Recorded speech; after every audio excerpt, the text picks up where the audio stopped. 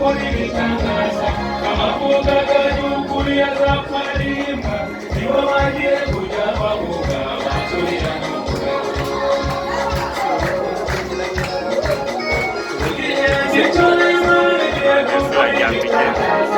abavuga y'ukuri azapfarimba nibo bagiye kujya bavuga baturira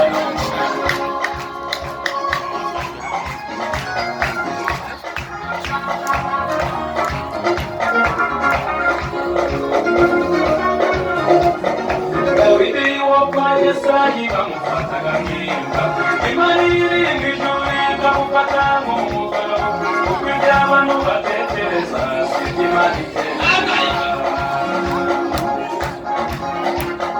Dawidi wo kwa Yesayi bamufataga nk'imbwa Imana irinda ijuru ikamufata nk'umugabo kuko ibyo abantu batekereza si byo Imana itekereza